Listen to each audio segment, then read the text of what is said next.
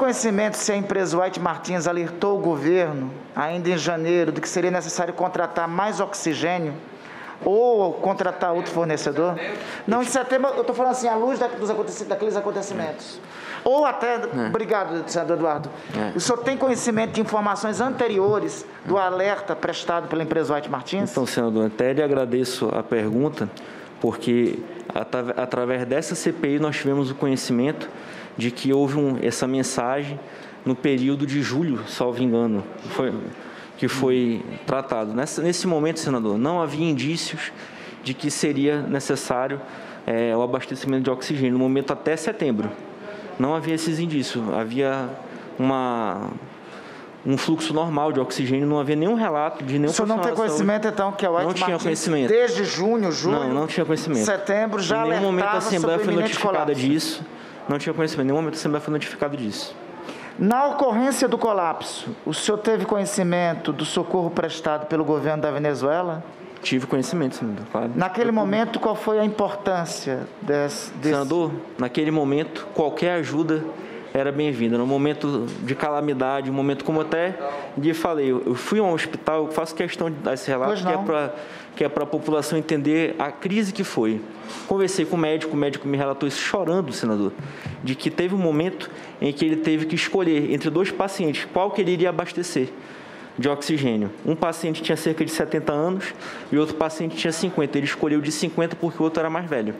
Então, ele me disse em prantos que ninguém é treinado para isso, ninguém está preparado para esse tipo de decisão, é uma decisão de guerra. Então, lamentavelmente, é por isso que eu mesmo sendo convocado, enfim, é uma alegria estar aqui com Vossa Excelência, porque eu quero contribuir para que realmente Deixa eu lhe perguntar. Novamente. Deixa eu lhe perguntar, se Vossa Excelência me corrija se eu estiver errado. Parece-me que Vossa Excelência encaminhou ofício a todos os governadores da Federação em 10 de janeiro, solicitando disponibilização de estoques de oxigênio em seus territórios. Fiz tudo o que foi possível, senador. Inclusive, eu encaminhei para as embaixadas também. Foi um ato de desespero, realmente. Isso ocorria... Suponho que isso ocorria porque a disponibilização de oxigênio por parte do governo federal era insuficiente. Senador, nós tivemos uma crise de oxigênio que durou aproximadamente janeiro, na segunda metade de janeiro até início de fevereiro, e havia, como eu lhe falei, uma dificuldade logística muito grande no nosso estado. Até para os próprios municípios, da onde nós acompanhamos o senador Eduardo Braga, lá do nosso estado, acompanhamos alguns prefeitos do interior, eles tentaram comprar, aqueles municípios que fazem fronteira com outros estados, eles tentaram comprar oxigênio de outros estados e havia uma dificuldade muito grande, o governo do estado centralizou essa distribuição de oxigênio, inclusive confiscando dos prefeitos, para que ele decidisse de que forma era melhor para distribuir esse oxigênio nas unidades de saúde. Então, imagine, senador, é um momento do qual eu faço questão de demonstrar minha indignação, porque eu, como deputado estadual, as pessoas me cobravam quando seu pai morria, quando a sua mãe morria, para eu fazer alguma coisa, eu estava numa situação de impotência. Nessa data de 10 de janeiro, quando o senhor encaminha ofício, quando o senhor, em uma atitude, que o senhor mesmo relata aqui, desesperada, o senhor tem percebido a força do que o senhor expressa aqui, o senhor destaca que tomou uma atitude desesperada no dia 10 de janeiro, enviou ofício para todos os governadores estaduais, para as embaixadas, para todo canto, para que os amazonenses fossem socorridos, para que fosse providenciado oxigênio. O senhor sabe detalhar quais as providências naquele momento tinham sido tomadas pelo governo federal, pelo governo estadual? Não tem informação, senador. Pelo governo federal não tem informação. Pois bem, é importante, senhor relator e senhora presidente, só destacar que só a partir dessa data, só a partir depois do dia 10 de janeiro, é que o governo federal começou a contratar 5 grandes fornecedores: Air Products, Messer, IBG e Air Liquid. Somente a 10... É importante essa coincidência de datas. Enquanto o deputado Fausto encaminhava os ofícios, e eu imagino o caos instalado que se tinha no dia 10 de janeiro.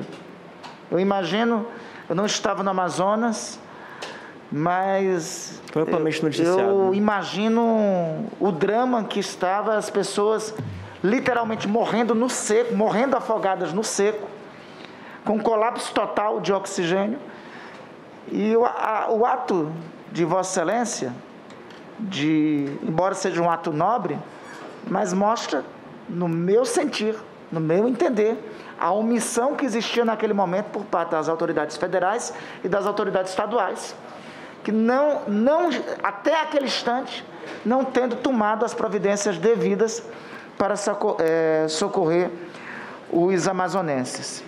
Eu lhe pergunto, ainda complementarmente, o governo federal chegou a admitir que o Ministério da Saúde sabia da iminente falta de oxigênio em Manaus, com 6 dias de antecedência. Quanto o governo do Amazonas, o senhor tem conhecimento de quando o governo do Amazonas avisou ao governo federal sobre o iminente colapso de oxigênio? Não tenho conhecimento, senador. Não tenho conhecimento. O senhor tem conhecimento de quantos pacientes foram transportados de Manaus para outras unidades da federação em virtude do desabastecimento de oxigênio?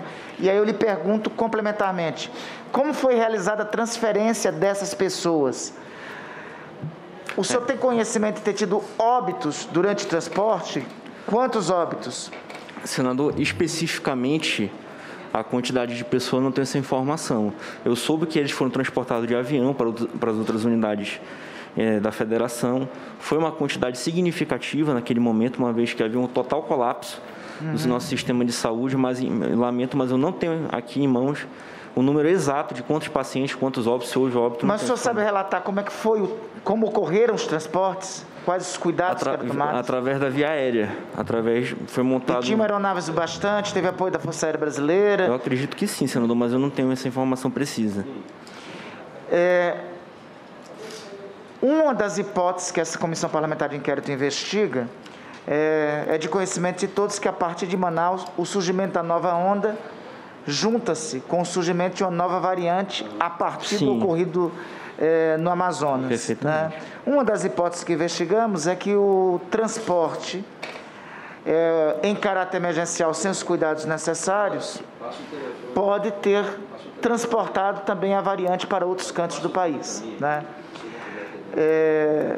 O senhor sabe quais cuidados o Ministério da Saúde havia tomado nesses... Como eu lhe falei, senador, nós não temos a competência de fiscalizar as ações do Ministério da Saúde.